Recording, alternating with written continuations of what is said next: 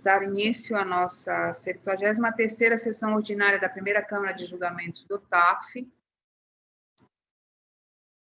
Comigo na presidência, a conselheira Josiane, presente o conselheiro Nilson, conselheira Regina, conselheiro Antônio Aleixo, presente também o representante da Procuradoria-Geral do Estado, doutor José Galhardo, presente também os representantes da empresa Rugues, doutora Taimara, e da empresa Ebata, doutor Morani.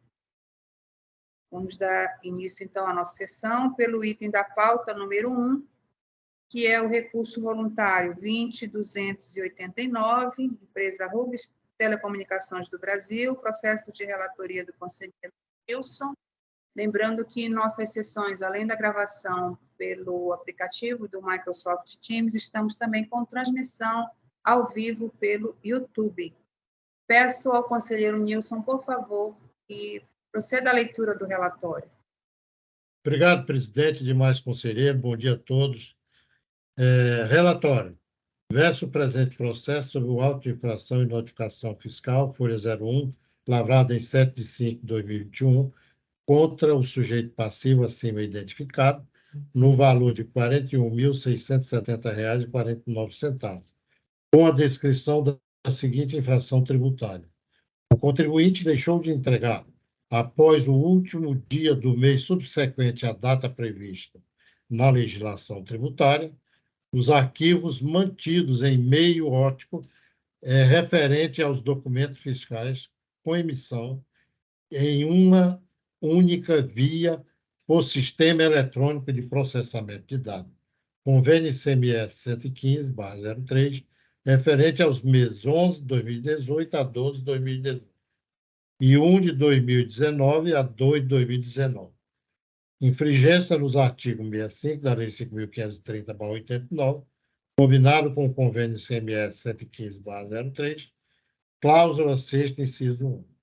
A penalidade prevista no artigo 78, inciso 8º, a linha A, 3 da Lei 5.530/89, com nova redação dada pela Lei 6.715/05, artigo 1º.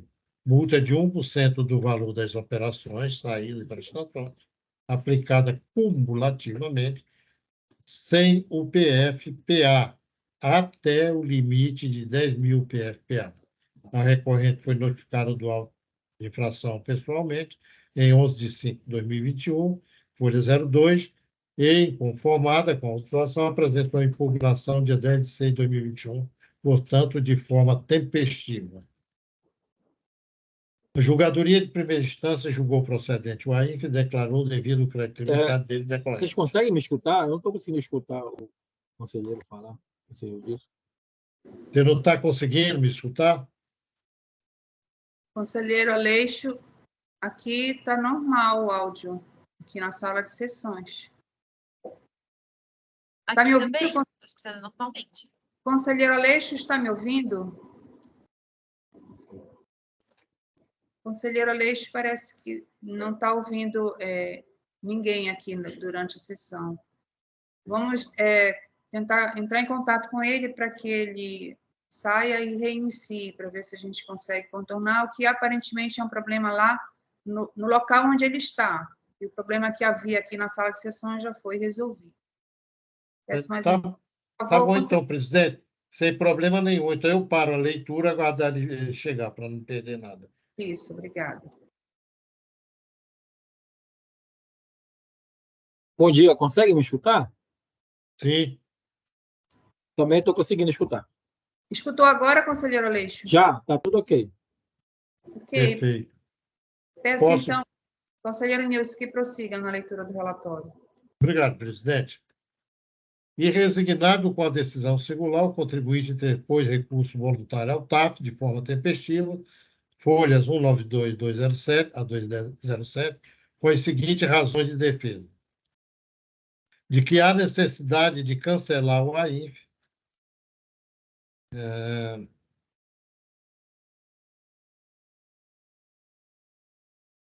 há necessidade de cancelar a AINF, a alteração do critério jurídico e na observância dos artigos 142, 146 e 149 do CTN, cerceando cerceamento de defesa.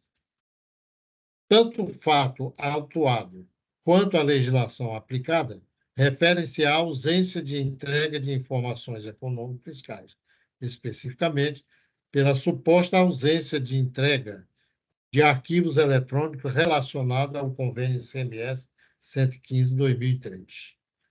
Ocorre que, no julgamento da impugnação administrativa, a Julgadoria de Primeira Instância alterou, ainda que de forma implícita, o fato autuado sob a justificativa de que o lançamento não se refere à não apresentação de documentos como consignado no auto de infração, mas à constatação de divergência entre os valores declarados na DIEF com a nota fiscal de serviço de telecomunicações, conforme se infere dos excertos da decisão.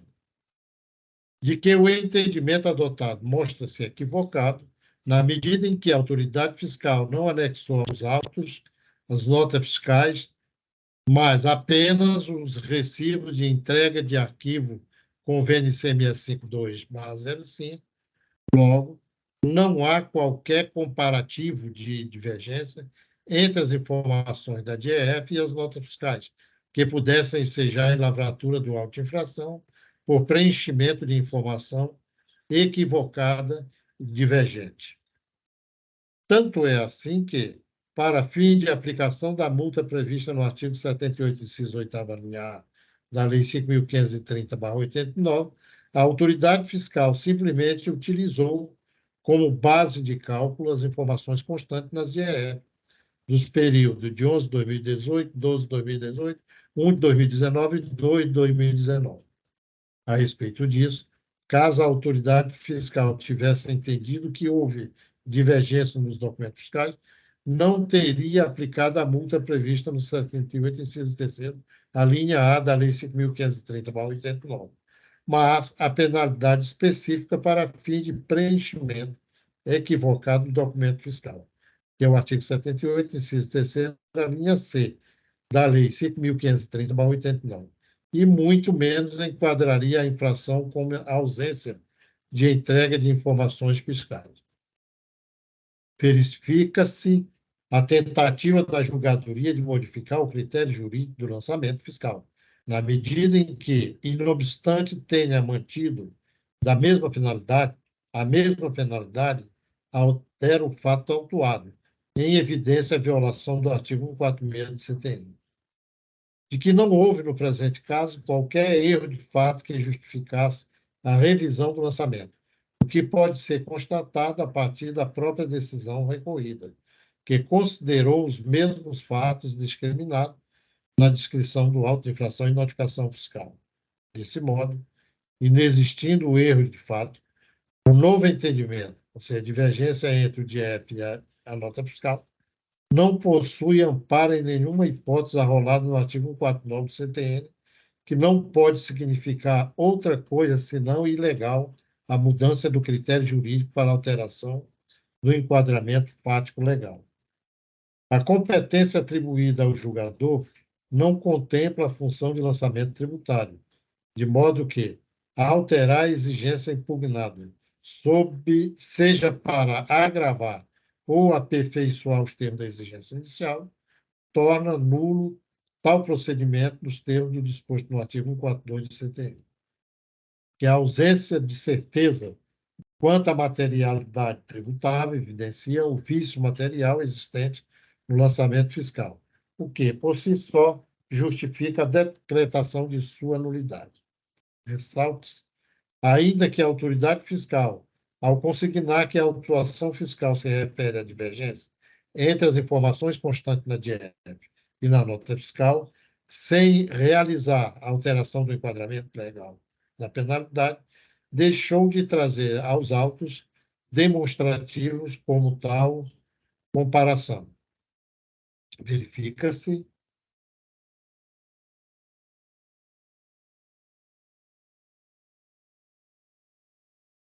Verifica-se que, de forma genérica, a autoridade julgadora tenta alterar a justificativa do lançamento fiscal em razão da suposta divergência, consignando apenas, de forma explicativa, que houve erro de apuração na base de cálculo da multa, sob o fundamento de que o DIEF do mês de 11 de 2018 refere-se ao valor de R$ 904.428,59, enquanto os valores apresentados nas notas fiscais no mesmo período são de R$ 314.887,76 e R$ 1.608.005,93.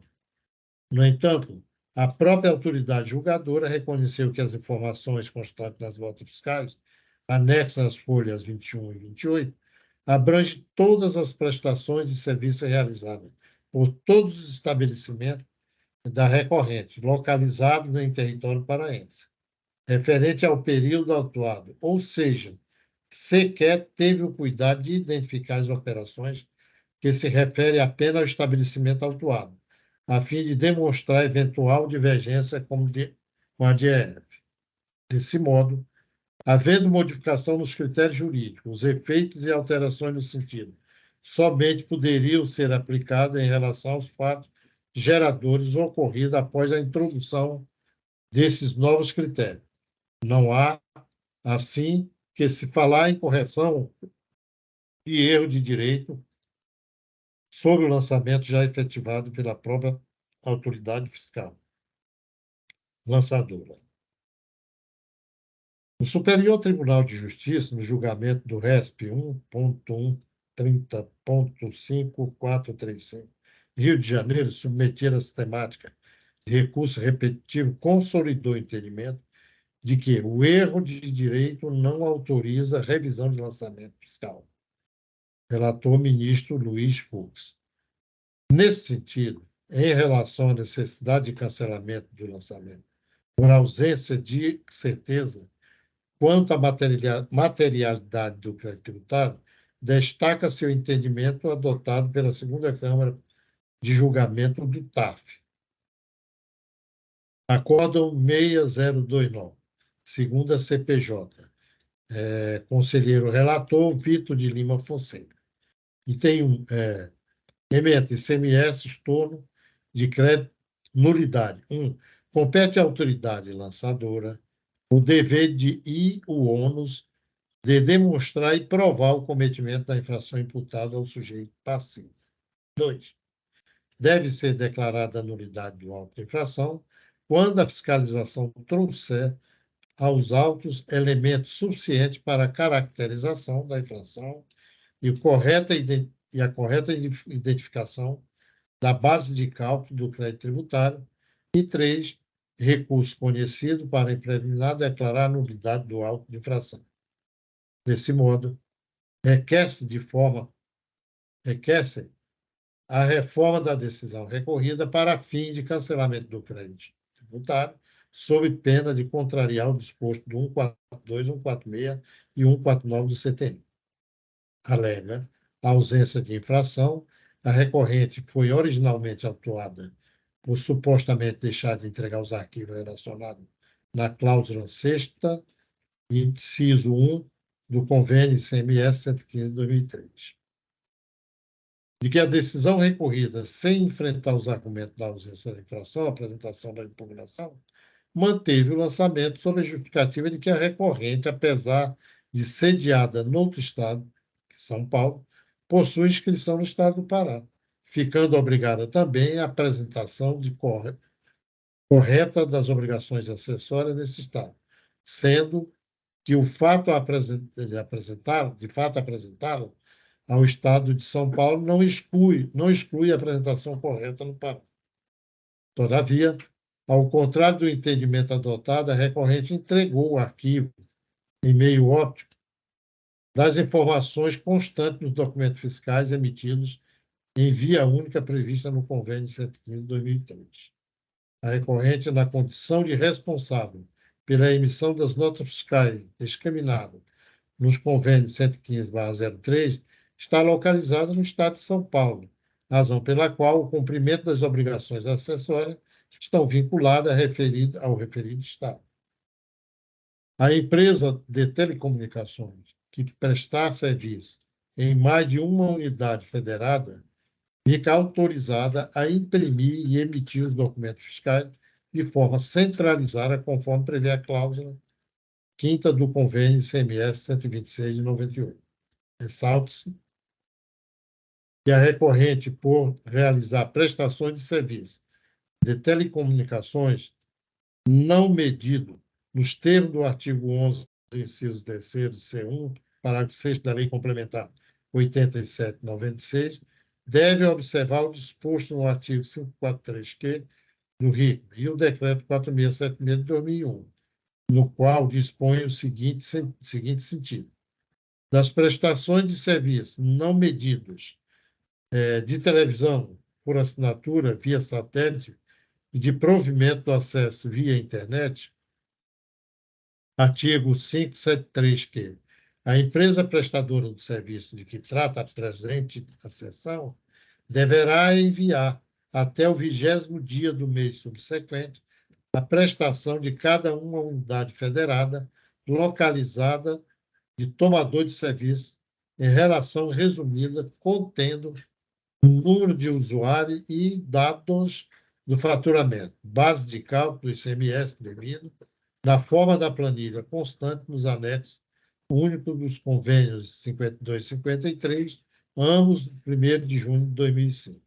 Com efeito, a recorrente apresentou, no prazo estabelecido à Secretaria Executiva do Estado do Pará, relação resumida contendo número de usuário e dados de faturamento, base de cálculo ICMS devido, na forma da planilha constante no anexo único do Convênio ICMS 52/2005, cujas informações foram extraídas do arquivo eletrônico do Convênio 115 de 2003, que os anexos únicos do Convênio ICMS 52/2005, 53/2005, embora apresente algumas diferenças na leitura, possui as mesmas informações, quais sejam quantidade de usuário, valor faturado, base de cálculo, ICMS devido, unidade da federação e prestador da tomador. Destaca-se, inclusive, que a entrega do arquivo com os referidas informações em controvérsia, o auto de infração, vez que foram anexados procedimento fiscal pela própria autoridade autuante. Resta evidenciado, portanto, que o presente auto de infração não possui supedâneo legal, uma vez que a recorrente entregou os arquivos relacionados ao Convênio ICMS 1154/2003 no Estado de São Paulo, bem como extraiu o arquivo de informações relacionadas nas operações realizadas no Estado e entregou à Secretaria Executiva do Estado do Pará na forma da planilha constante no anexo único do Convênio ICMS 52/2005. Alega ainda a ausência de subsunção do fato à penalidade, no artigo 78, inciso 8º, a linha A da Lei 5.530/89, em que a decisão não enfrentou este ponto. Destaca-se, novamente, que houve aplicação da penalidade de 1% sobre o valor da operação, saída e prestação, saída e prestação, da saída com fundamento no artigo 78, inciso 8º, linha A, da Lei 5.530/89. A referida norma não se enquadra no fato autuado, discriminado no auto de infração, visto que a recorrente não deixou de entregar informações econômicas fiscais. Alega a onerosidade excessiva da multa imposta. A propósito, visa coibir sonegação do imposto pelo contribuinte, o que não se verifica no presente caso, na medida em que sequer há exigência de recolhimento de imposto. Portanto, requer a reforma da decisão para que seja afastada a multa de 1% sobre o valor das operações de saída e prestações, das saídas, tendo em vista a ausência de subsunção de fato à penalidade prevista no artigo 78, inciso 8º, linha A, da Lei 5.530/89. Ante o exposto, requer o recebimento e processamento do tributário com efeito suspensivo para cancelar integralmente o AINA. Requer a intimação da recorrente para a realização e sustentação oral nos termos do artigo 41, parágrafo 3º da Lei 6.182. Por fim, requer que todas as intimações referentes ao processo sejam efetuadas exclusivamente em nome do advogado Luiz Fernando Staquete, dispensado o parecer da Procuradoria-Geral do Estado, consoante legislação de regência. É o relatório, presidente e demais conselheiros. Muito obrigada, conselheiro Nilson. Registrando que trata-se de uma autuação por descumprimento de obrigação acessória, onde, nos termos da legislação estadual, a dispensa do parecer escrito do representante da Procuradoria-Geral do Estado, doutor José Galhardo, procurador do Estado aqui presente, se houver necessidade de sua manifestação, né, se houver alguma dúvida em relação aos fatos, eu vou pedir sua intervenção. E, na forma regimental, pela presença da doutora Taimara, que aqui representa a recorrente, a senhora dispõe de um prazo de 15 minutos para apresentar suas considerações, doutora Taimara. Por favor, fique à vontade. Obrigada, presidente. Inicialmente, gostaria de cumprimentá-la, cumprimentar o conselheiro Nilson, né, o relator. Os demais conselheiros estão aqui presentes, né, participando da sessão, representante da Fazenda, todos os serventuários, né, que estão contribuindo para a realização desta sessão e a todos que estão assistindo.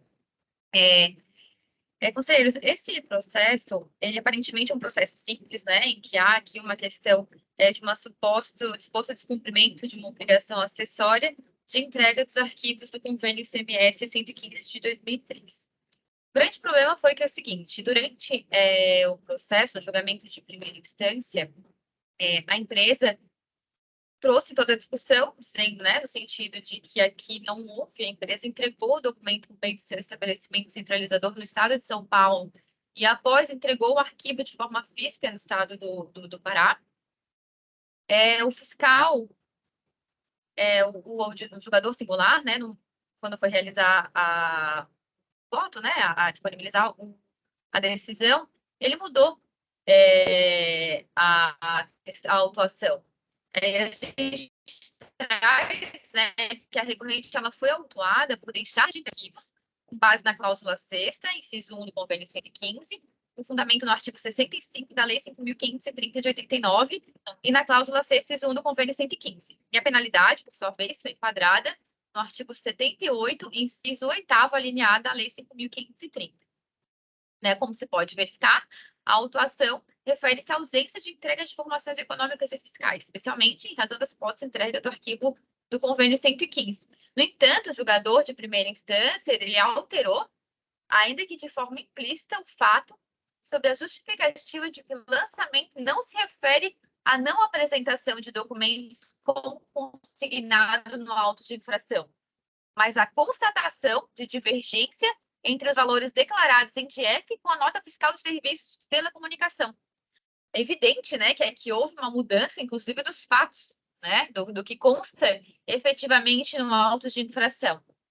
Então, a gente traz, né, com devido respeito, que o entendimento adotado pelo auditor, pelo julgador singular, ele foi equivocado. Primeiro, porque ele não trouxe os arquivos da nota de serviço de telecomunicação que pudesse ensejar a suposta divergência. Então, a gente diz, né, traz, inclusive, destacou nos memoriais, que não há qualquer comparativa de divergência entre as informações da DF e da nota fiscal de serviço de telecomunicação, que pudesse, de fato, ensejar a lavratura do auto de infração por preenchimento de informação equivocada ou divergente. Por quê? Porque o auto de infração foi lavrado com base especificamente na ausência de entrega de arquivo, né? Aqui já dá para ver um disparate, inclusive pela falta de fundamentação e de anexação de arquivos que pudessem ensejar essa divergência, né? Então, a empresa, inclusive, é um cerceamento de defesa, a empresa não consegue confrontar essa informação dessa mudança de critério jurídico, né, do lançamento.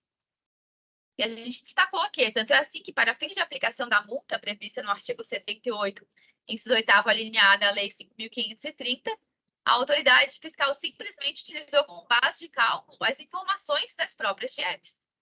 A empresa não, o fiscal ele utilizou as informações que foram disponibilizadas pela empresa. Não houve uma outra confrontação, não houve nenhuma outra documentação que ele tenha anexado que pudesse ensejar essa divergência que ele destaca, né? Ele não trouxe uma divergência. E a gente destaca, né, estabelece que a despeito disso, caso a autoridade fiscal tivesse entendido que de fato houve divergência nos documentos fiscais, não teria aplicado a multa prevista no artigo 78, inciso 8º, linha A, mas a penalidade específica para fins de preenchimento equivocado de documento fiscal, que há um artigo específico, né, que é o artigo 78, inciso 3, a linha C da Lei 5.530. E muito menos enquadraria em infração como ausência de entrega de informações fiscais, como ele fez. Primeiro foi destacado no lançamento que houve uma ausência de entrega de documentação, depois em julgamento houve uma mudança de entendimento, no sentido de que a empresa de fato entregou, porém havia divergência, e não foi provada essa divergência, não foi alterado a penalidade, porque foi mantida a penalidade com base na ausência de informação, de entrega de documentação, porém há uma penalidade específica, né? Que é o artigo 78, inciso 3, a linha C, com base em informação de preenchimento equivocado. Isso aí já dá para ver uma outra discrepância do lançamento e do julgamento, né, de primeira instância.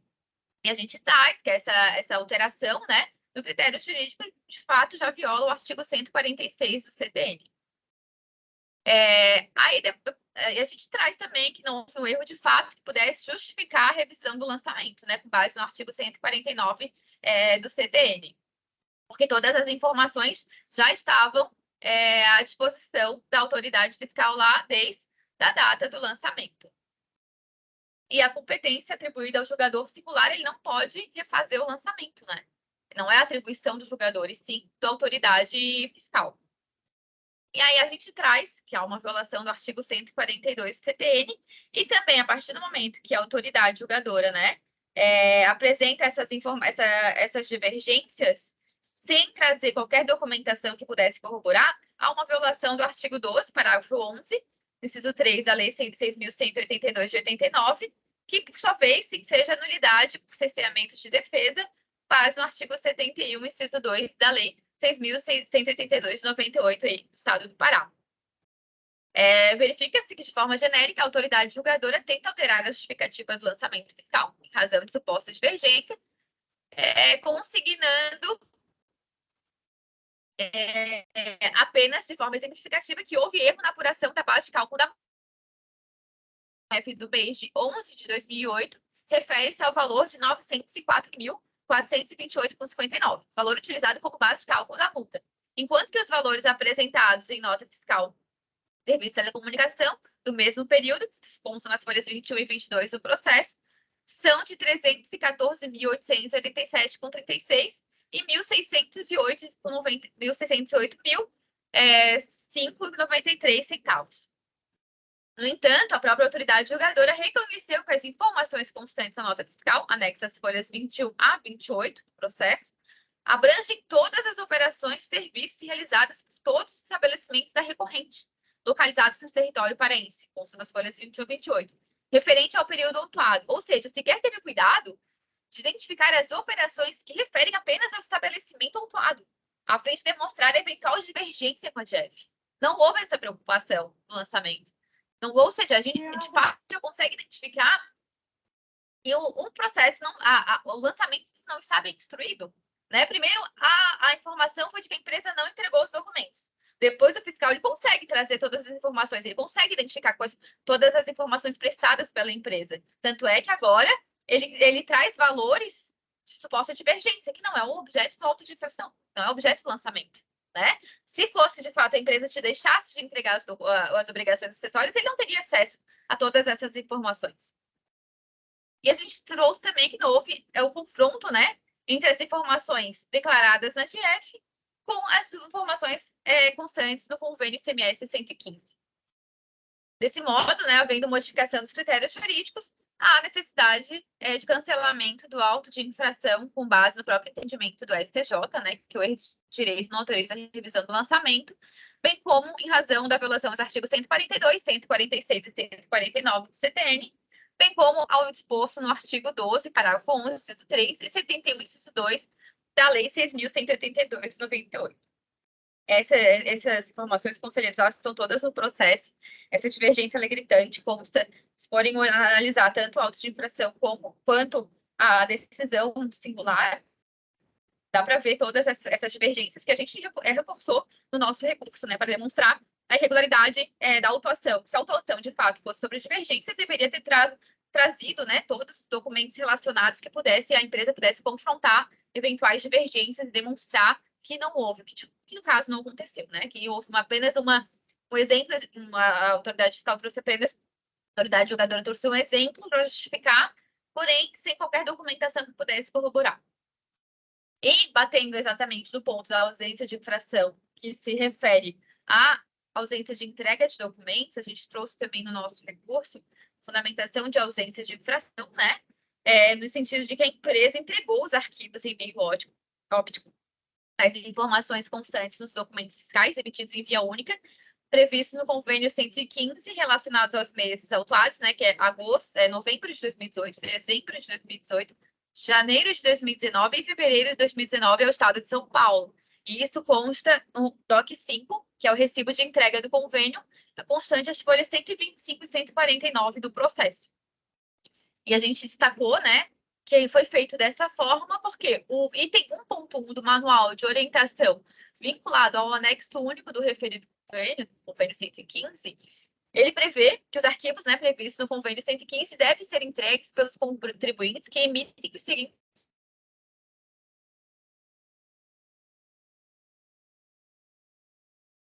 modelo 6, nota fiscal de serviço de comunicação, modelo 21, e nota fiscal de serviço de comunicação, modelo 22. A recorrente, na condição de responsável pela emissão das notas fiscais discriminadas do convênio 115, ela está localizada no Estado de São Paulo, como eu já falei. Razão pela qual o cumprimento das obrigações estão vinculadas ao referido Estado. E a gente traz também o comprovante se integra no folha 121, que demonstra que o estabelecimento de São Paulo é um estabelecimento centralizador, né?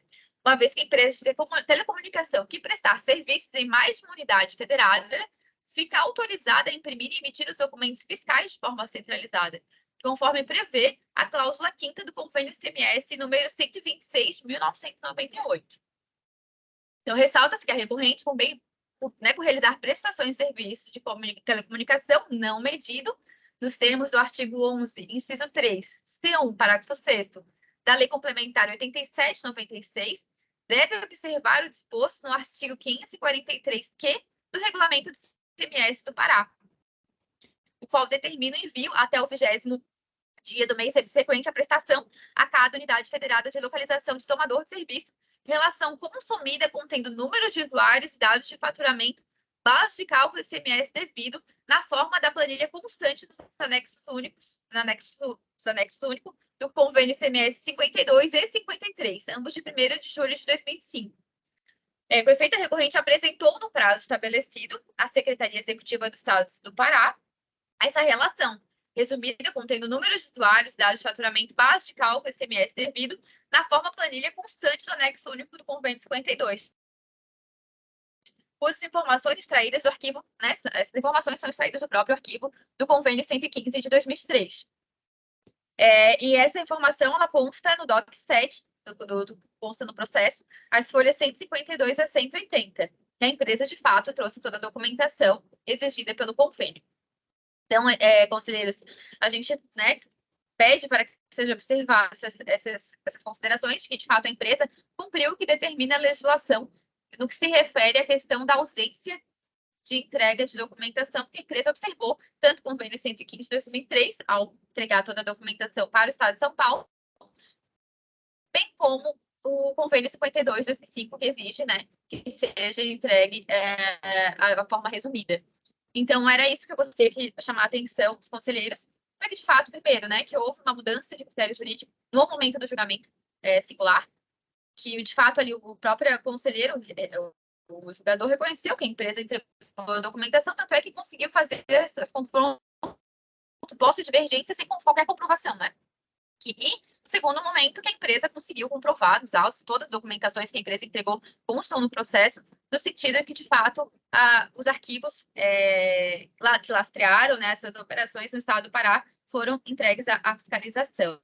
Era isso, eu gostaria de, né, mais uma vez, solicitar o cancelamento, a reforma da decisão de primeiro grau, para que seja cancelado o auto de infração. Muito obrigada. E me coloco à disposição também para eventual esclarecimento de fato.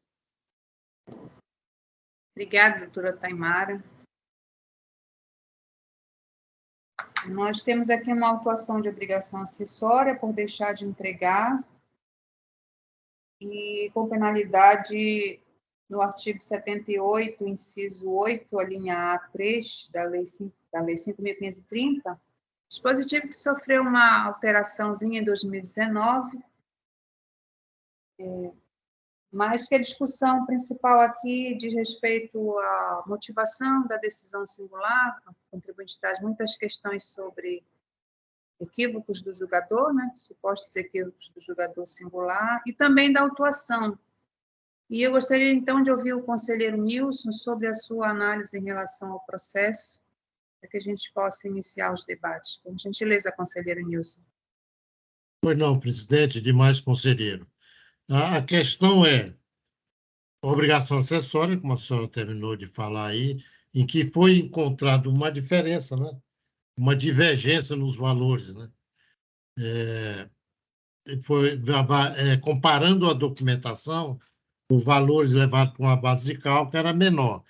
Na verdade, pelo menos o que eu vi aqui, é de que não há uma comprovação de que o contribuinte tenha cumprido a obrigação no sentido de prestar conta ao Estado do Pará. Ele entende que tudo deveria ser feito por São Paulo, onde está a matriz, né? E esse é o entendimento do contribuinte, e que ele mandou esta relação que está na legislação. Aqui entendemos que ele tinha que prestar conta individualmente nas DIEF, junto ao fisco estadual. Então, tudo ocorre dentro desse entendimento, tanto do lançamento como do julgador singular, tá? De que deveria, e o contribuinte não consegue descaracterizar, né? Os valores declarados na DIEF, que são inferiores aos apresentados em outros documentos fiscais, constatando-se assim uma infração. Então, o que acontece? O contribuinte estava obrigado a prestar esses esclarecimentos, conforme da ocorrência, ao Estado do Pará, que não fez. Entende o contribuinte que ele fez, só que ele fez tudo pelo Estado de São Paulo. Então, eu acho que o problema todo está aí, e também da diferença de valores nas IEF. E é isso, presidente, demais conselheiros. O que eu pude extrair do julgamento e do lançamento foi isso. Ok, conselheiro Nilson, eu esqueci de informar também que a defesa apresentou memoriais que foram encaminhados previamente aos senhores conselheiros, né, para leitura e acompanhamento. Me surgiram algumas dúvidas aqui em relação aos fatos trazidos nos autos, e eu gostaria de pedir vista neste julgamento. Não sei se o conselheiro Aleixo e a conselheira Regina teriam alguma consideração assim para trazer adicional. Independente do meu pedido de vista, eu gostaria de saber se os senhores têm alguma consideração. Não, eu não tenho, presidente, que há um pouco de complexidade nisso aqui. Eu acho até muito bom que a senhora peça realmente para ficar mais evidente o que realmente aconteceu nesse auto de infração. Por mim, não há nenhuma objeção. Ok, obrigada, conselheiro. Conselheiro Aleixo, alguma consideração? Eu vou aguardar a manifestação após a vista. Realmente precisa ser um pouquinho melhor analisada, né? Então, eu prefiro aguardar agora. Ok, conselheiro Aleixo, obrigada. Conselheira Regina, alguma consideração? Aguardando o seu pedido, acatando e aguardando o seu pedido de vista, no mérito a gente precisa identificar se a obrigação acessória foi cumprida ou não, né? Então, se foi entregue ou não. Vou aguardar a manifestação das vistas. Ok, obrigada, conselheira Regina. Informando então, doutora Taimara, que pelo pedido de vista fica suspenso o julgamento. Não teremos sessão na próxima quarta, uma vez que é feriado, 15 de novembro. Nossa próxima sessão está marcada para o dia 20 de novembro. Tá bem? Presidente, eu estou esperando aqui, por favor, tá? Eu acho que 20 de novembro eu vou estar viajando, estarei nos Estados Unidos. E eu ainda não tenho a data do retorno para eu poder informar. Então, seria que dia 20, segunda-feira. Dia 20. Eu ainda não tenho a data exata, porque eu vou quarta-feira agora. Tá bem, E até o fim do dia eu vou informar isso aí, porque eu não tenho a data do retorno ainda. Mas é certo. entre o dia 20 e dia 25 por aí, mas eu digo. Certo, nós vamos ajustar a questão das pautas e do retorno desse julgamento para a sessão, lembrando que o conselheiro Aleixo fica vinculado ao julgamento, e vamos ver a agenda do conselheiro Nilson, porque há necessidade de comparecimento tanto do conselheiro relator quanto do conselheiro que pediu visto, no processo para que a gente retome, tá? Eu agradeço, presidente, eu agradeço e vou passar a informação correta mais tarde. Tá bem, obrigada, conselheiro. Penso que o mais adequado ao caso é realmente ter uma análise mais aprofundada. A defesa trouxe algumas questões relativas ao julgamento singular. Sabemos que a legislação foi alterada e há essa permissão para que o julgador possa fazer reenquadramento de penalidade, mas a questão da ocorrência em si é algo que eu preciso realmente verificar se está bem caracterizado ou se essa questão trazida pela defesa realmente tem alguma pertinência em relação à modificação, né, da ocorrência do auto de infração. Doutora Taimara, nós vamos passar a informação sobre o retorno do processo para a sessão, de acordo com a ausência do conselheiro relator, a gente vai informar ao escritório por e-mail, tá? Só também já deixando registrado uma questão que é comum até nos pedidos apresentados pela defesa, que as intimações sejam feitas diretamente, exclusivamente ao advogado, mas nós já temos essa questão definida no tribunal, a doutora Taimara já participou em outros julgamentos conosco, que as intimações elas são feitas ao sujeito passivo no seu domicílio. Então, obviamente, como aqui não será publicada uma nova pauta, né, porque o julgamento foi suspenso, a gente vai passar essa informação à defesa para que se faça presente no dia da discussão efetiva, tá? Obrigada mais uma vez, Taimara, pela sua participação. Agradeço, um bom dia a todos. Muito obrigada. Tchau, Bom tchau. dia. Dando continuidade à nossa pauta da sessão de hoje, ainda um recurso de relatoria do conselheiro é o recurso de ofício 20.503, a empresa Ebata Produtos Florestais. Neste processo, o doutor Galhardo, né, procurador do Estado, emitiu seu parecer. Estamos com a presença do doutor Morani, aqui representando a empresa. Tratando-se de recurso de ofício, o doutor Morani acompanha o julgamento, né, sem essa prerrogativa de sustentação oral, mas se alguns conselheiros desejar fazer algum questionamento, alguma pergunta, fiquem à vontade, tá? Eu vou pedir ao conselheiro Nilson que faça a leitura do relatório. Perfeitamente, presidente e mais conselheiro.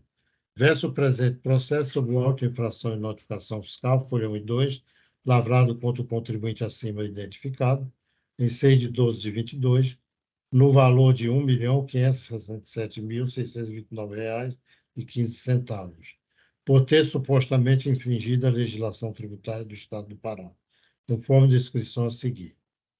Ocorrência. O contribuinte deixou de recolher ICMS relativo às operações. O contribuinte emitiu documento fiscal de saída com fim específico de exportação, deixando de comprovar que a exportação ocorreu no prazo e na forma legal prevista na legislação. Infringência à Lei 5.530/89, artigos 62 e 65 da Lei 5.530/89, artigo 2º, inciso 1, artigos 54 e 55 do RICO, artigo 108, inciso 5º, artigo 603, parágrafo 2º, artigo 605, parágrafo 3º, artigo 608, inciso 1, a linha A, Convênio CONFAS 2003-2017, Instrução Normativa 1702/17. Penalidade ao artigo 78, inciso 1, a linha L, da Lei 5.530/89, 40% sobre o imposto. Inconformado, o contribuinte apresentou suas razões de defesa, impugnando a autoinfração de forma tempestiva, onde expôs suas alegações. A julgadoria de primeira instância, após diligência, e ao analisar os autos, julgou improcedente o AINF, bem como o crédito tributário dele decorrente. Recorreu de ofício ao TAF da parte contrária à Fazenda Pública Estadual, nos seguintes termos: considerando as alegações do contribuinte, os autos foram baixados em diligência para que a autoridade fiscal se manifestasse. Em resposta, o auditor autuante informou à Folha 370 que o contribuinte não entregou a documentação solicitada dentro do prazo, tendo feito apenas sua impugnação, mas, após análise de tal documentação, corroborou as alegações apresentadas pela defesa, com exceção da nota fiscal 6798, a qual não teve confirmada a efetiva exportação, opinando pela manutenção parcial do auto-infração, conforme planilha e cálculo das folhas 375 e 376. Desta forma, assiste razão às alegações suscitadas pela defendente, em razão da documentação apresentada e da confirmação por parte do auditor fiscal, restando apenas análise relativa à já mencionada na nota fiscal 6798. Em sua segunda impugnação, o sujeito passivo reitera que realizou a exportação relativa à aludida nota fiscal, conforme documentação anexa. Analisando-se a referida documentação às folhas 390 e 393, verifica-se o extrato de despacho de exportação, DE, número 21.850.7294/6, relativa à nota fiscal 6798, em situação de averbado, conforme consulta a folha 393. Fica caracterizada a efetiva exportação em relação à nota fiscal 6798. Vez que a legislação estabelece que a operação de exportação é concluída com a averbação do embarque ou na transposição da fronteira, de que o acordo com a inteligência do artigo 94 da Instrução Normativa RFB número 1702/17, o qual disciplina o despacho aduaneiro de exportação processado por meio de declaração única de exportação, vigente à época. Comprovada a exportação, deve-se aplicar a imunidade tributária estabelecida no artigo 155, inciso 10, da linha A, da Constituição Federal de 88, e replicada no artigo 3º, inciso 2, da Lei 5.530/89, afastando a hipótese de incidência do imposto na respectiva operação. Assim sendo, considerando a exclusão da base de cálculo, totalidade das operações por parte da fiscalização após a apresentação de documentação, bem como a comprovação da efetiva exportação, exclusão da operação referente à nota fiscal 6798 e a única remanescente, infere-se que a presente autuação não pode prosperar. A Procuradoria-Geral do Estado, representada pelo ilustre procurador Dr. José Galhardo Martins Carvalho, após analisar os autos, bem como legislação pertinente, emite parecer opinando pelo conhecimento e improvimento do presente recurso. É o relatório, presidente. Obrigada, conselheiro Nilson. Pela presença do doutor José Galhardo, procurador do Estado, gostaria de ouvir sua manifestação. Presidente, confirmo os termos do parecer, uma vez que o contribuinte comprovou a efetiva exportação. Portanto, conhecimento e provimento do recurso de ofício. Prossiga, por favor. Obrigada, doutor Galhardo. Eu peço novamente a manifestação do conselheiro relator para, se tiver outras considerações além do relatório, que a gente possa trazer. Por favor, conselheiro Nilson. Pois não, presidente. Foi baixado em diligência, o autuante realmente constatou de que tinha sido exportado esse produto, menos uma nota fiscal. Tá? Quando veio novamente essa nota fiscal, foi constatado, já na segunda defesa, impugnação, melhor dizendo, que ela estava averbada. E, estando averbada, ele tinha cumprido. Então, todas as notas fiscais referentes a esse processo, na verdade, foi comprovada a sua exportação. Uma vez comprovada, não há que se falar em tributo, aí enquadrado na questão da imunidade tributária. Foi isso que aconteceu. E não tem mais nenhuma consideração a fazer, a não ser de que está comprovado nos autos que realmente a exportação foi realizada, foi consumada. Ok, obrigada, conselheiro Nilson. Lembrando que os conselheiros já haviam recebido o relatório.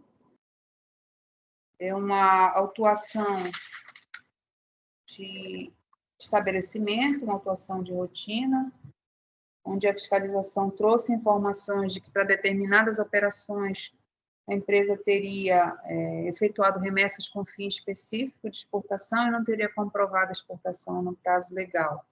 E esse fato foi descaracterizado por ocasião da diligência realizada e também pelos documentos que foram trazidos pela defesa. Já analisamos processo semelhante, inclusive na sessão passada, aqui também presente o doutor Morani, quando analisamos outro recurso, uma situação muito parecida.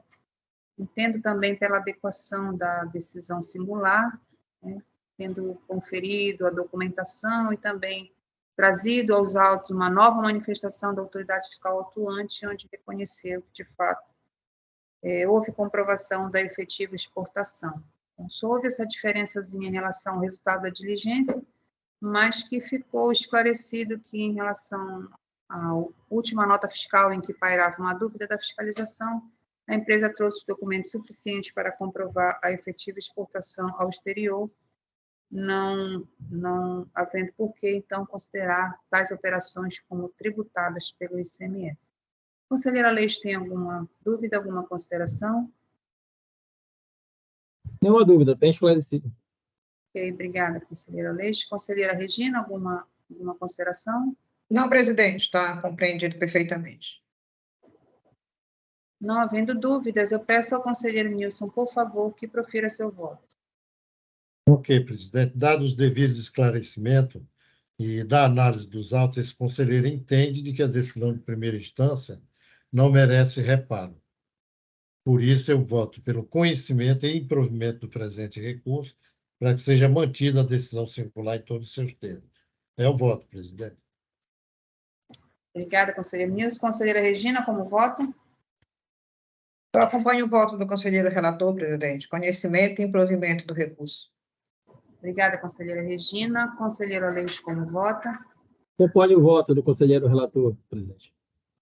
Obrigada, conselheiro Aleixo. Eu também vou acompanhar o voto do conselheiro relator. Temos, então, a decisão à unanimidade pelo conhecimento e improvimento do recurso de ofício 20.503.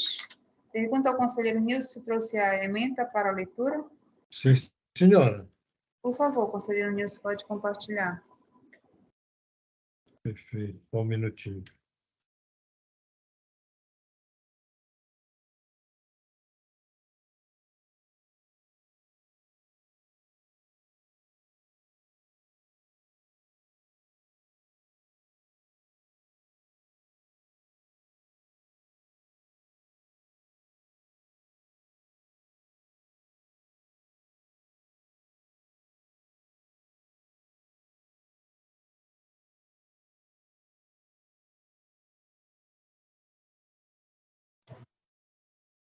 Conselheiro Nilson está compartilhando a sua tela. Aí falta o arquivo, apareceu o arquivo. Deveria, eu acho que eu cliquei no lugar errado. Só um minutinho, presidente. Qualquer criança faz isso. Imagina, conselheiro Nilson. É o senhor que nos ensinou aqui. Foi o senhor que nos ensinou a compartilhar. Não é porque eu acho que eu cliquei de maneira equivocada. Apareceu agora?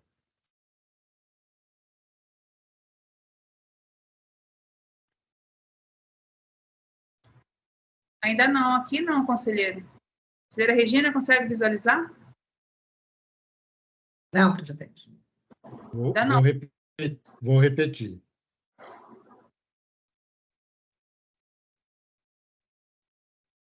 Se não conseguir novamente, conselheiro Nilson, podemos fazer a leitura, tá? Para não atrasar a sessão, tá bem? Apareceu? Não sei por que não deveria estar. O processo aqui está correto. Não, conselheiro Nilson, não apareceu. O senhor pode fazer a leitura. Então, vou fazer. Não tem muita complexidade. Só um minutinho, por favor. Vamos lá. Só tire o compartilhamento, que ficou novamente o compartilhamento da sua tela, conselheiro Nilson. Tá, eu vou. Só um minutinho, presidente.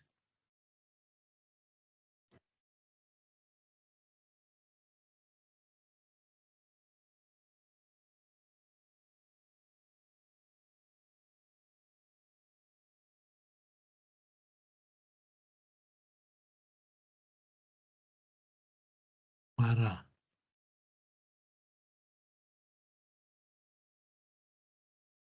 Saiu? Sim, conselheiro Nilson, já saiu o compartilhamento. O senhor pode Vai. fazer a leitura da emenda.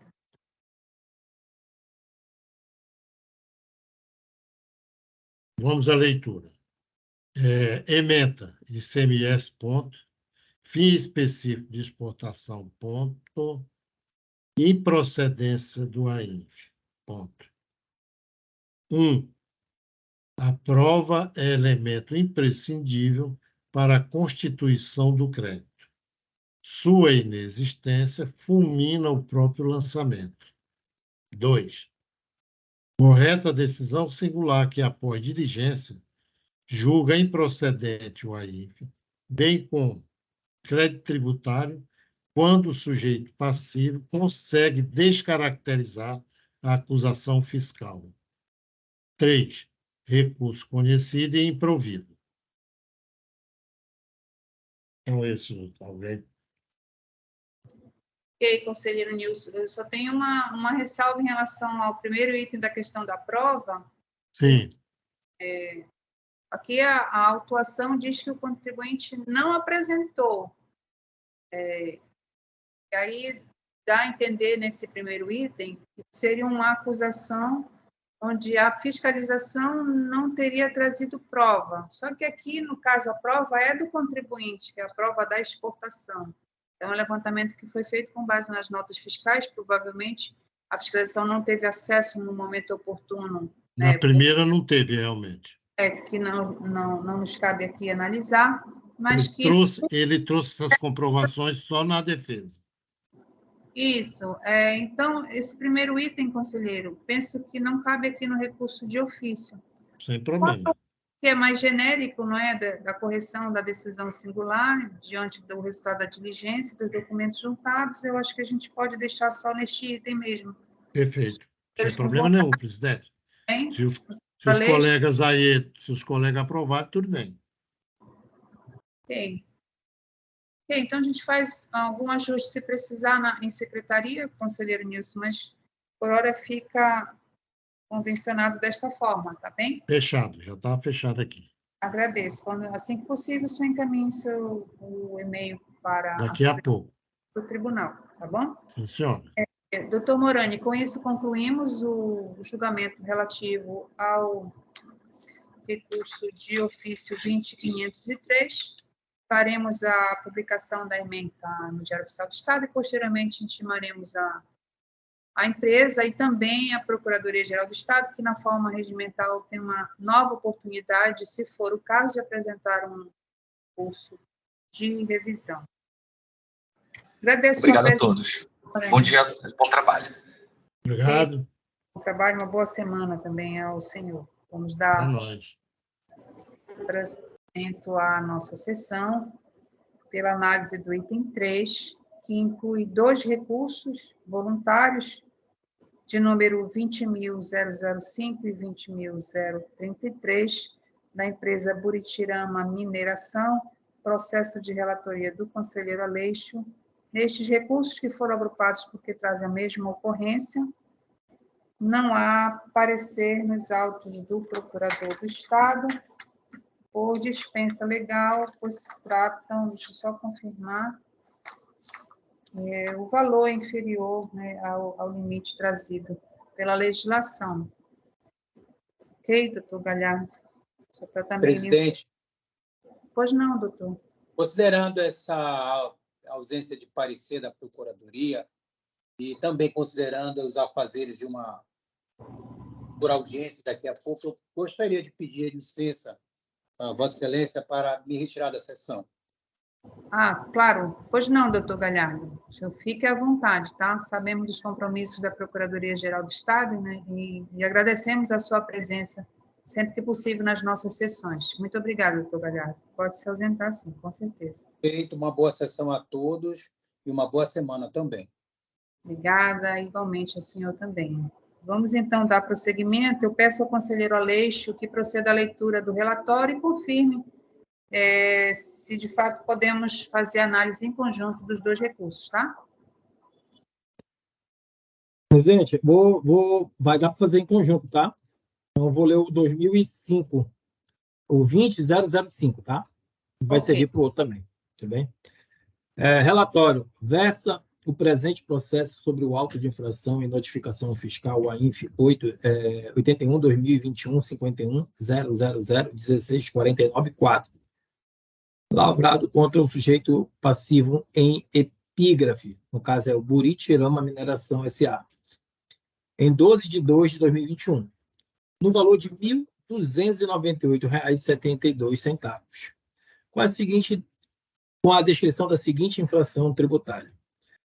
O sujeito passivo deixou de recolher ICMS relativo à operação com mercadoria oriunda de outra unidade da Federação destinada ao uso e consumo do estabelecimento. A autoridade fiscal atuante enquadrou a infringência da legislação tributária e aplicou a penalidade prevista no artigo 78, inciso 1, a linha D, item 1, da Lei 5.530/89, multa de 40% sobre a diferença devida. O AINF em análise foi originado do termo de apreensão e depósito, o TAD, número 81/2021-39-000015, lavrado em 3 de janeiro de 2021, não constando nos autos informações de que tenha sido impugnado. O AINF foi lavrado em 12 de fevereiro de 2021, sendo o sujeito passivo notificado do AINF em 17 de dezembro de 2021. Inconformado com a atuação, apresentou sua impugnação tempestiva em 30 de dezembro de 2021, alegando em síntese, item A, que em meados de dezembro de 2021 foram julgados processos relacionados às folhas 17, que são idênticos ao presente AINF, todos improcedentes. Item B, que a fiscalização entendeu equivocadamente que os produtos óleo transportados estariam sujeitos à antecipação de ICMS na saída, que não é o caso, já que o produto não consta no rol taxativo do apêndice 2 do regulamento do ICMS-PA. Item C, que possui mandado de segurança número 0805130, 09/2021-814-0301, o qual determina que o fisco se abstenha de exigir a antecipação do ICMS nas saídas. Em seguida, a julgadoria de primeira instância julgou procedente o AINF, declarando devido o crédito tributário no valor de R$ 1.298,72, refutando todos os argumentos apresentados na peça impugnatória, uma vez que a peça fiscal sob análise trata de recolhimento de diferencial de alíquota de aquisições interestaduais destinadas ao uso e consumo do estabelecimento, e não sobre o recolhimento de imposto incidente sobre mercadoria sujeita à antecipação na saída do Estado, como alega o impugnante. Além de que a liminar concedida no alutido mandado de segurança trata de matéria distinta da discutida no lançamento fiscal, razão pela qual esta alegação não merece prosperar, concluindo que o impugnante não apresentou nenhuma contraprova que pudesse refutar a presente autuação. Intimado da decisão singular regularmente em 15 de julho de 2022 e irresignado, a autuada interpôs recurso voluntário em 11 de agosto de 2022, requerendo, em síntese, preliminarmente, a nulidade do AINF pelo cessamento do direito de defesa, tendo em vista que a autoridade fiscal não indicou de forma expressa o número da nota fiscal que originou o suposto débito de DIFAL, gerando assim grave prejuízo à recorrente, evidenciando assim o cessamento de defesa. Item B, a incompetência fiscal, a qual caberia exclusivamente à Procuradoria-Geral do Estado efetuar em primeiro momento a inscrição do débito em dívida ativa e, em seguida, na hipótese de não pagamento, o ajuizamento da execução fiscal. No mérito, alega o contribuinte, item A, a nulidade na íntegra do AINF, em razão da inconstitucionalidade do DIFAL declarado em sede do julgamento do recurso do RE, número 1287-019, Distrito Federal, por inexistência de lei complementar regulamentando o tema. Item B, a integral nulidade do AINF em decorrência da não indicação de forma expressa da alíquota e a metodologia ora aplicadas no cálculo do imposto e o período de apuração do DIFAL, gerando assim o cesseamento de defesa. Item C, nulidade do AINF em razão do lançamento do DIFAL ser por homologação, razão pela qual o recorrente procedeu ao regular lançamento das notas fiscais no livre registro de entradas. E item D, que a multa ela é confiscatória. Por fim, os autos foram encaminhados ao ex-conselheiro sem parecer da Procuradoria-Geral do Estado. É o relatório, presidente.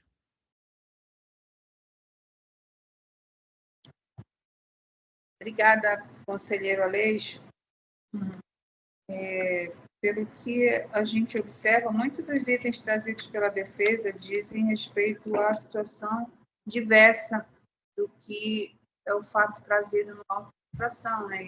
Parece que há uma confusão em itens de antecipação na saída, quando, na verdade, a autuação é sobre o diferencial de alíquota, né?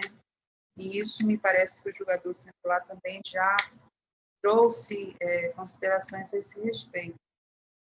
Gostaria de ouvir do conselheiro Aleixo, então, os fatos mais relevantes em relação à defesa trazida pelo contribuinte e que devam ser objeto de análise desses recursos voluntários.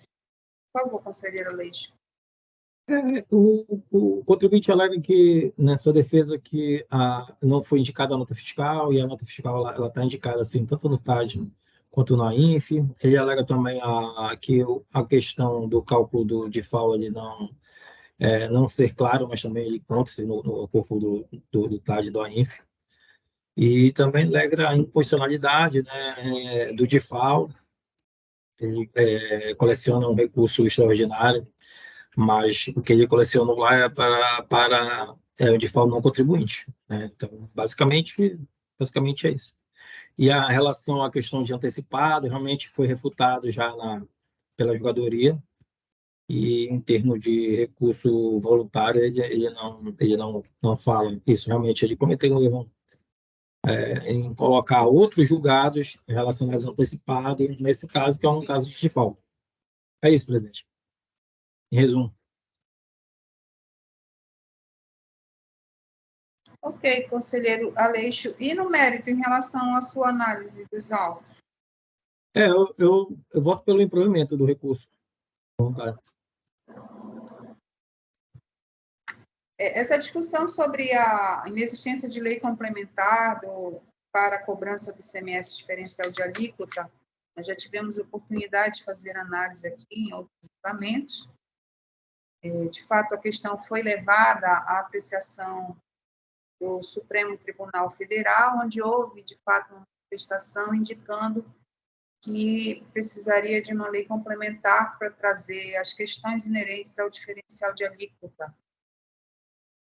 Mas o STF modulou os efeitos de sua decisão para que até 2021 todas as legislações estaduais, né, tivessem eficácia e até que se editasse uma lei complementar que foi editada no ano de 2022. Os fatos geradores trazidos na autuação, eles são de 2021, portanto, dentro da, digamos assim, validação da legislação estadual pelo próprio STF. Né? Então, quanto a essa discussão de inconstitucionalidade, na exigência do diferencial de alíquota, não há, de fato, razão, não assiste razão à defesa. E pelas questões trazidas pelo conselheiro Aleixo, também afastando os argumentos trazidos pela defesa, tendo também adequada a decisão singular e manteve, não é, a autuação do diferencial de alíquota, os termos em que foram trazidos pela fiscalização. Conselheiro Nilson, tem alguma consideração a respeito do processo, alguma dúvida? Não, presidente, dúvida eu não tenho, não. Tenho algumas considerações. Até 2015, eu sempre entendi de que o diferencial de alíquota não era devido ao Estado do Pará, justamente por não ter lei válida para exigir esse diferencial de alíquota. A partir de 2015, para passar a valer a partir de 2016, a 8.315/15, embora não seja uma lei complementar, e que deveria ser, mas me parece que, mesmo sendo uma lei ordinária, dá legitimidade para exigir esse diferencial de alíquota.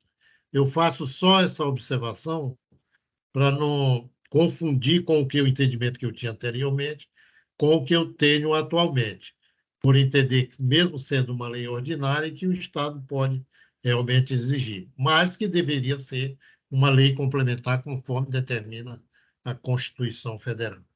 E, nesse sentido, eu vou votar com o conselheiro relator, pelo improvimento do recurso, conhecimento e improvimento.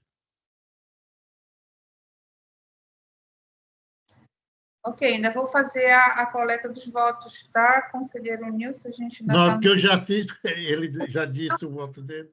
Sim, a gente já, obviamente, já tem um convencimento, né? Já vem para a sessão com o convencimento, né, em relação a alguns recursos, onde há uma clareza maior em relação ao atuação e os argumentos de defesa, né? Eu só faço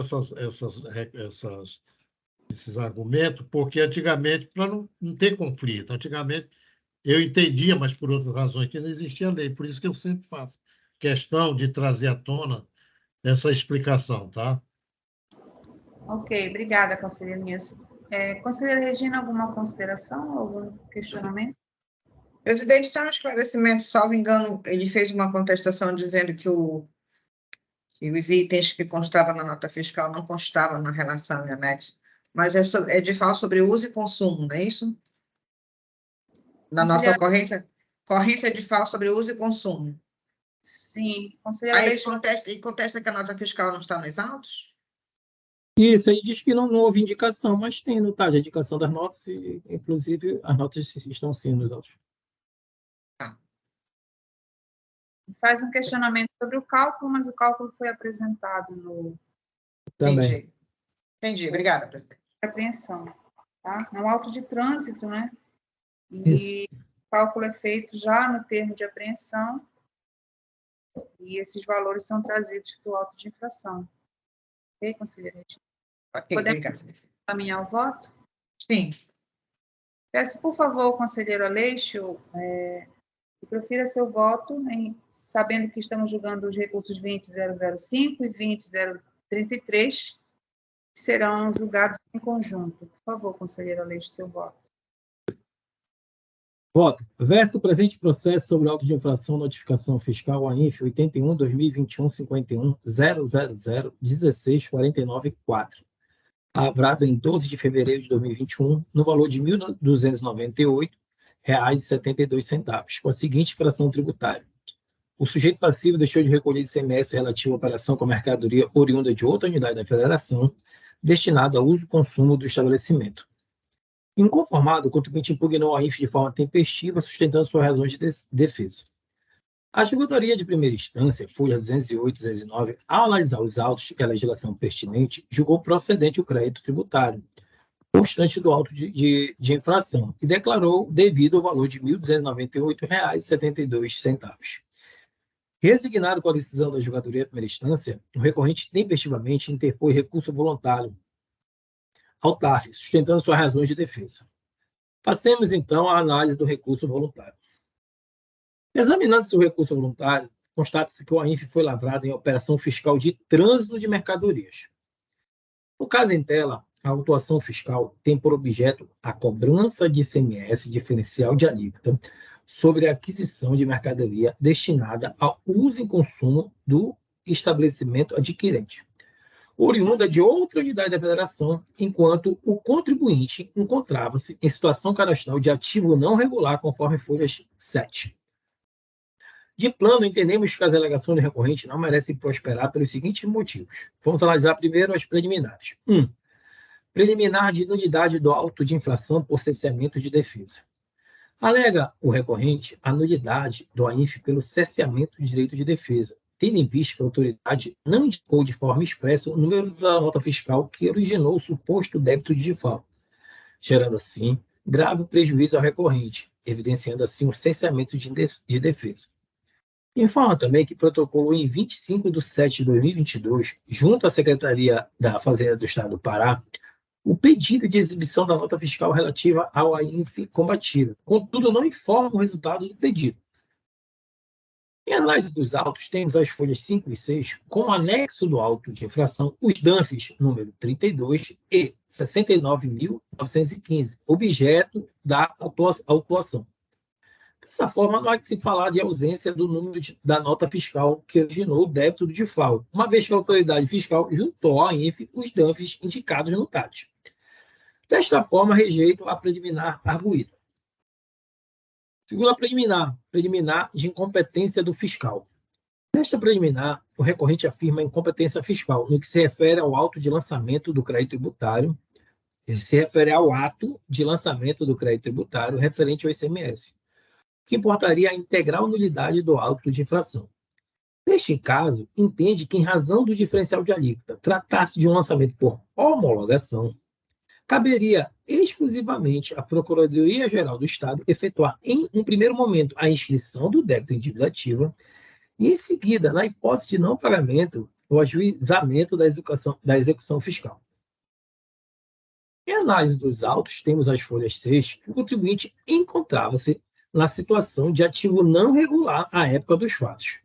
Assim, em razão do relatado, concluímos que a autuação ocorreu de forma escorreita, de acordo com o que estabelece o artigo 115, inciso 1 do Regulamento de ICMS, combinado com o artigo 2º, inciso 1 da Instrução Normativa 13 de 2005. Artigo 115, inciso 1 do Regulamento do ICMS. Relativamente aos prazos de recolhimento do imposto, observar-se-á ainda o seguinte. 1. No caso de débito exigido em decorrência da ação fiscal, o recolhimento será feito dentro do prazo fixado no auto de infração notificação fiscal.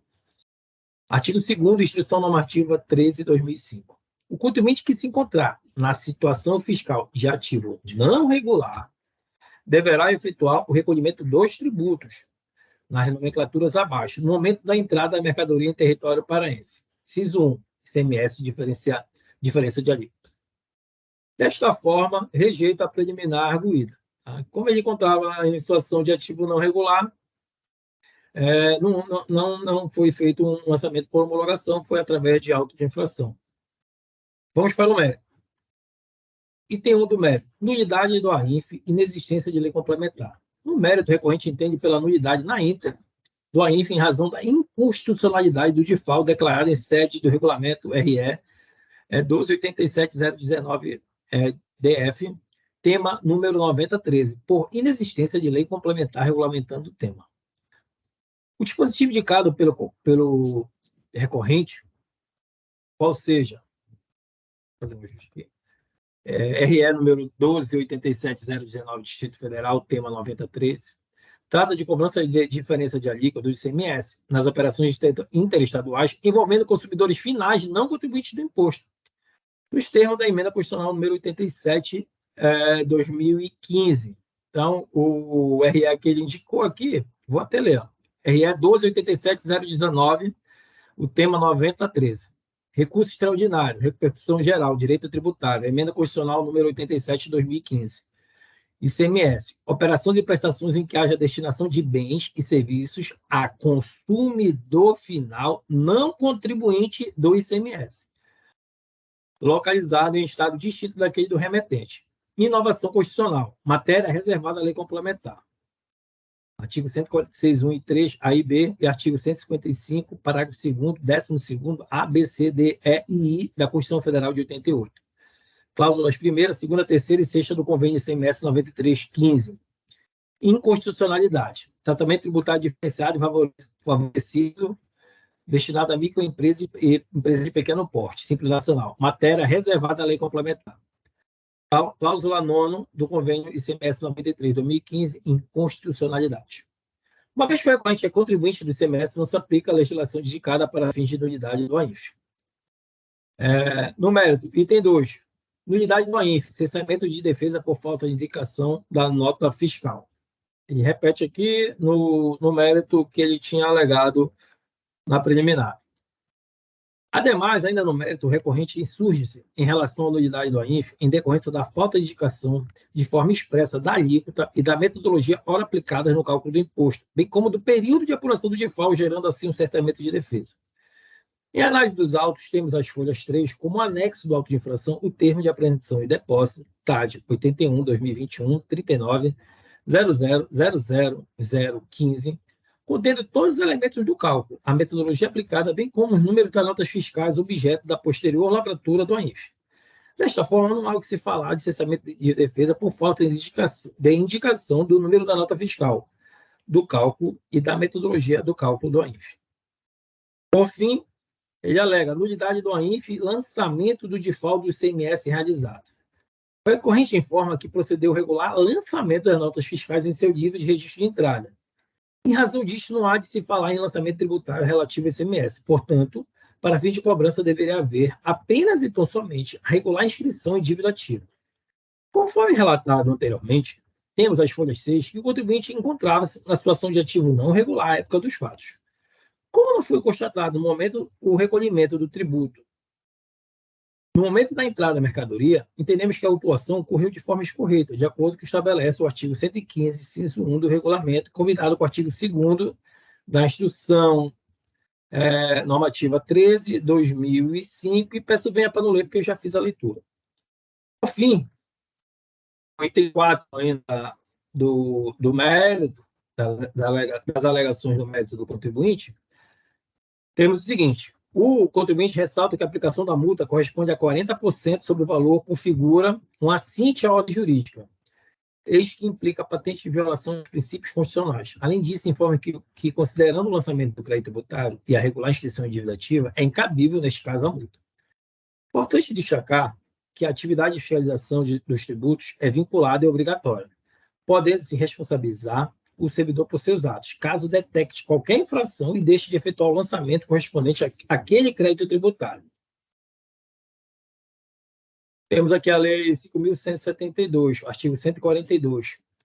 Compete privativamente à autoridade administrativa constituir o crédito tributário pelo lançamento, assim entendido o procedimento administrativo tendente a verificar a ocorrência do fato gerador da obrigação correspondente, determinar a matéria tributável, calcular o montante do tributo devido, identificar o sujeito passivo e, sendo assim, propor a aplicação da penalidade cabível.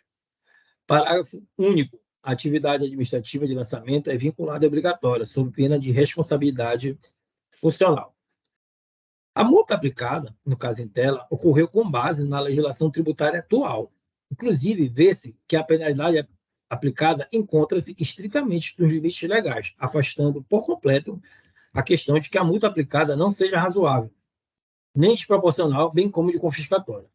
Portanto, não há de se falar de multa confiscatória. Diante do acima exposto e tudo mais que constam nos autos, voto pelo conhecimento e improvimento do presente recurso voluntário, para que seja mantida a decisão singular em todos os seus termos. É o voto, presidente. Obrigada, conselheiro Aleixo. Eu vou acompanhar o voto do conselheiro relator pelo conhecimento e improvimento dos recursos. Conselheiro Nilson, como vota? Eu acompanho o voto do conselheiro relator. Obrigada, conselheiro Nilson. Conselheira Regina, como vota? Eu acompanho o voto do conselheiro relator. Obrigada, conselheira Regina. Temos, então, a decisão à unanimidade pelo conhecimento e improvimento dos recursos voluntários 20.005 e 20.033. Conselheiro Aleixo trouxe a ementa para leitura? Trouxe. Deixa eu só Por favor, se tentar puder. aqui compartilhar.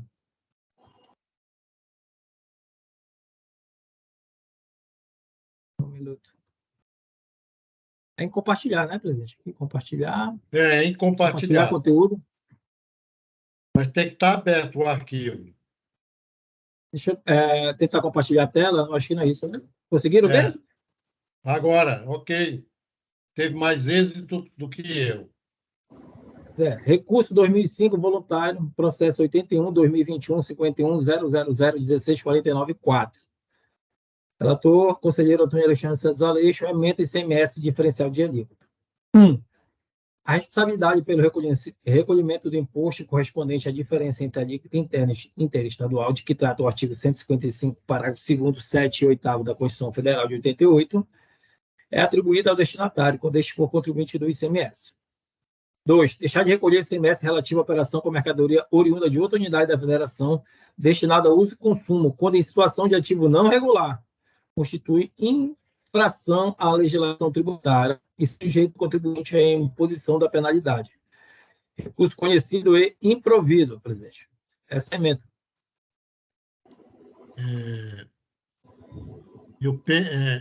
Tá, deixa a presidente chamar aí. Obrigada, conselheiro Aleixo. Pois não, Depois eu ligo para você. pode dar sua sugestão, conselheiro. Não, eu acho que ele deveria, e o conselheiro, botar 8.315, que já é sob a égide dessa legislação, a decisão dele. Ele botou só da Constituição. Entendi, conselheiro. Eu penso que, porque senão fica aquele vazio lá, né, dele. Não tem legislação, está só na Constituição, tem que fazer lei infra, né? Mas fica à vontade, é só uma sugestão. Podemos fazer o ajuste em secretaria, eu acho pertinente, no caso, ao conselheiro Nilson, a sugestão até pela sua manifestação durante a discussão no processo. Sim, que é a lei que está valendo, né? Entendo pela Acato, presidente. Acato. E peço ao conselheiro Aleixo que, após ajustes, encaminhe por e-mail à secretaria do TAF para que possa ser impressa o voto, né, na íntegra, para que a gente possa coletar as assinaturas e dar prosseguimento à tramitação do processo. Ok? Peço ao conselheiro Aleixo que tire o compartilhamento para que a gente possa aqui dar prosseguimento. Conselheira Regina. Conselheira Regina, eu acho que saiu da sessão, teve algum problema. De qualquer forma, pergunta ao conselheiro Nilson ou ao conselheiro Aleixo se tem algum processo para discussão sobre diligência. Não, eu não tenho. Ok.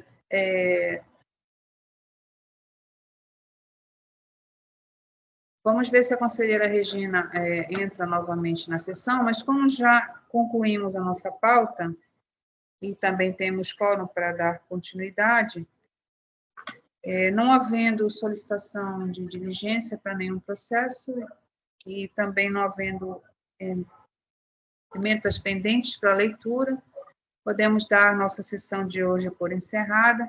Eu agradeço a presença de todos e a participação. As questões inerentes à sua participação nas próximas sessões, conselheiro Nilson, nós vamos verificar em secretaria, tá bem? Tá bom. Outra coisa, presidente, amanhã, preparar tudo aí para não ficar muito distante, eu vou passar aí para assinar os documentos tudo direitinho. Ok, muito obrigada, conselheiro Nilson. O Márcio vai entrar em contato com o senhor para alinhar esses detalhes, tá bem?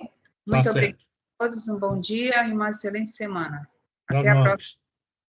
Bom dia, até mais, presidente. Bom dia.